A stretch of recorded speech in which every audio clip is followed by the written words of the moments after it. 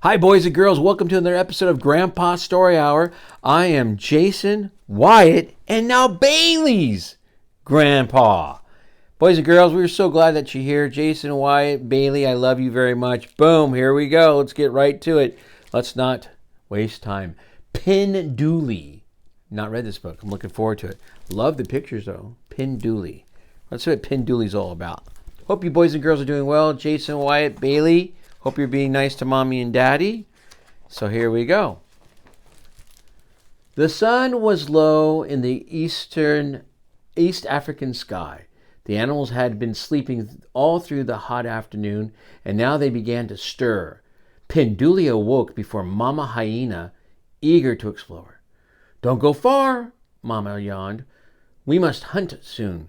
There has been so little to eat lately that we'll need all night to find enough to fill our bellies." Pinduli promised to stay close and trotted away.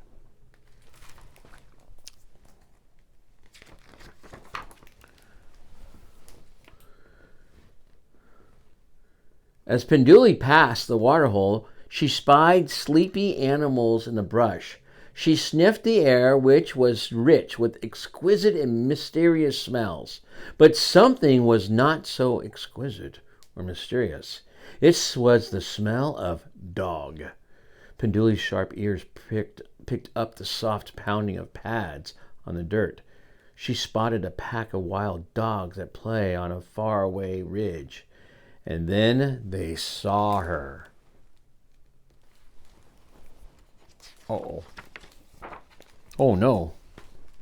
Look it. The leader dashed toward Pinduli. The others trailed behind and yelped, "Watch out! Dog! It's a hyena!" "Just a shrimpy one," Dog scoffed, coming closer. "If it didn't have all that stripy fur, those ears would make me think it was a baby elephant." The pack erupted into wheezing laughter and gallumped away, tongues lolling.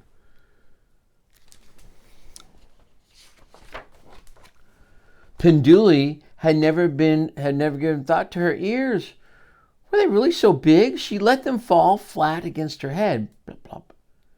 "I can hardly hear now," Pinduli thought, but she kept her ears down.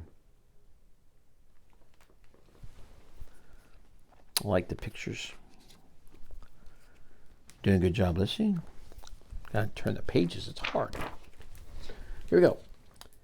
"Ahem!" A rumbling voice came from the scrub. "Ahem!" Pinduli whirled around. "A lion?" The little hyena poofed her mane and suddenly looked twice her size. She was sure that she was mighty fierce, but Lion just calmly looked at her up and down.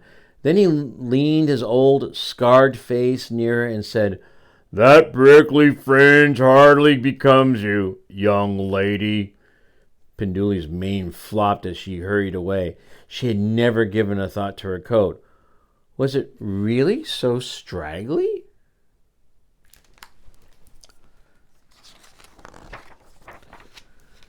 Pinduli circled back to the water hole, waded into the pool, and later the water soaked into her fur. She figured that when the water ran off, her coat would lie flat. No more prickly fringe. Zebra and two friends strolled over, their brown eyes glinting at the sight of the soggy little hyena. Pinduli didn't like their amused look. She tried to lower herself deeper into the water and disappear, but she was too late.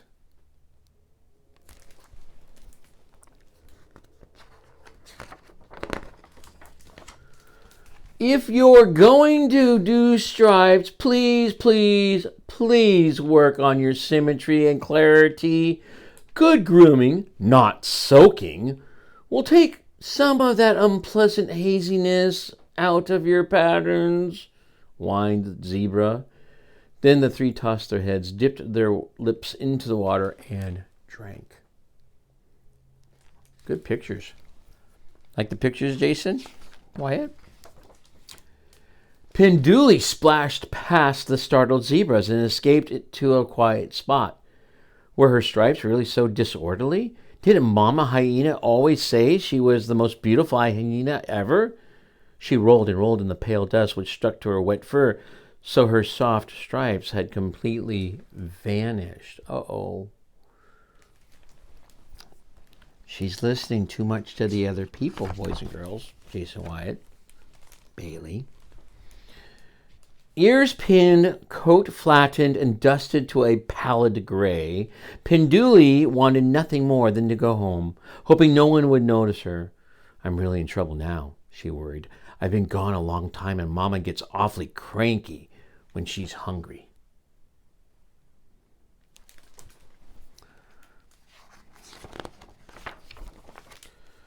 So, as she headed back to the Rocky Den, she saw a lion, zebra, and dog, along with his rowdy pals hanging around the waterhole. A few wildebeests were there, too, for an evening drink. My, it's busy out here tonight, thought Pinduli, edging away from the others. No luck. The animals turned to see who was coming. Their jaws dropped. Their eyes bulged. Pinduli looked around wildly. What did they see? What do you think they see or saw, Jason, Wyatt, Bailey? Boys and girls, what do you think they saw? Okay, let's see. A ghost! The animals screamed. An evil spirit is upon us! They jumped and ran. Where? Cried Pinduli as she raced behind them. Feet pounded and dust flew and no one answered. She's scared. She doesn't know she's the ghost. A terrified crowd tore through the thorny bush, over a craggy stone, and horrified found themselves at a dead end in a small canyon. They screeched to a halt, huddling closely as they turned to face their worst fear. Pinduli kind of does look like a ghost. Dog was the first to speak. Oh, great spirit, he howled. You've come for me. I know it because I made fun of a young hyena's ears. All eyes were on Pinduli. Oh, so I'm the ghost, she thought. I'd better get in character before they recognize me.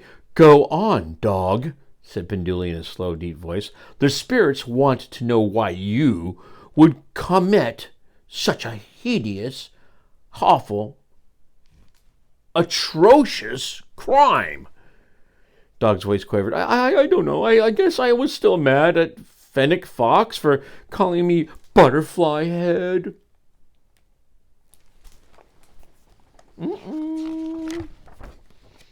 Lion joined in. Please spare us your wrath. I, too, spread discord by insulting a young hyena's mane, but Vulture called my own mane a mange. Pinduli nodded sagely.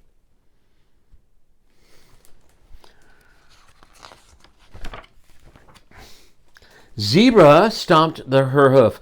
Al told me that my stripes were garish. A tear rolled down her long face.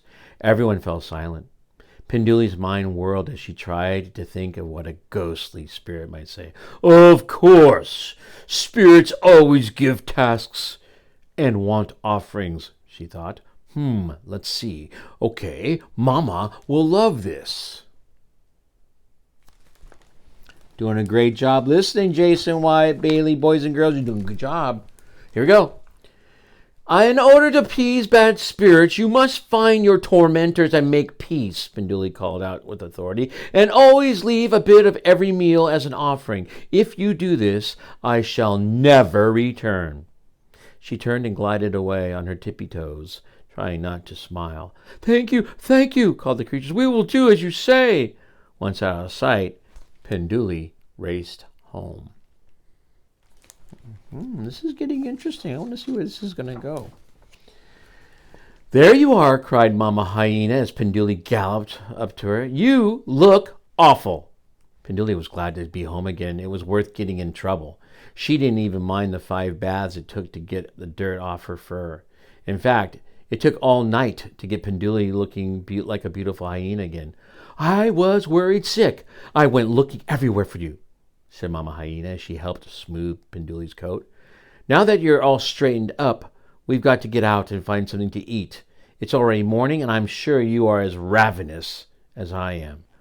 Pinduli's stomach growled. Again, you are listening. You're doing a great job. Here we go.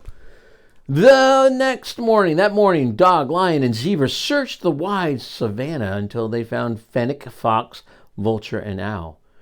"We have come here on the order of the Great Spirit," Dog announced. "We must find out why you were so rude to us."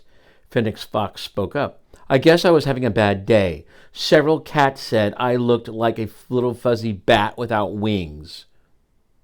That'd be Serval the cat, sorry. He nodded to Dog. "Your ears really aren't so bad." Vulture ducked his bald head. "Marabou Stork called me Moonscape, so I got mad and made fun of the lion." Owl moaned. "Adder said my feathery stripes look more like scribbles." "Let's go find those three and get to the bottom of this," said Dog.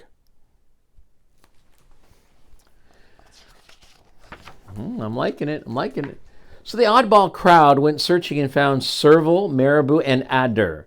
"We've come here on the order of the Great Spirit," they declared. "Uh-oh, I'm in trouble for laughing at Owl's stripes," hissed Adder.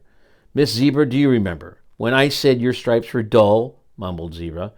Marabou stepped forward on his stilt-like legs. "Lion told me that the glare of the sun on my head hurt his eyes."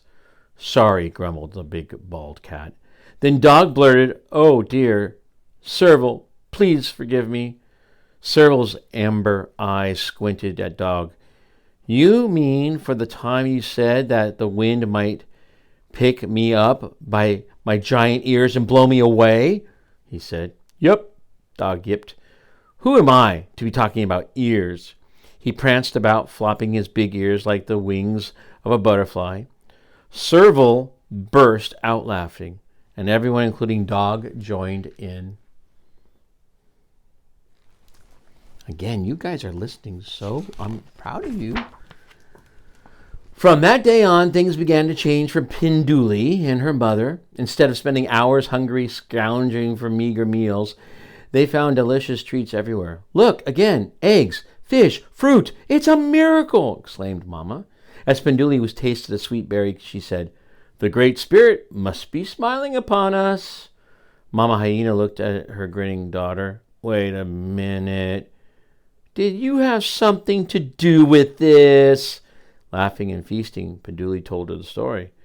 "You're not only the most beautiful hyena ever," said Mama. "You're the smartest ever."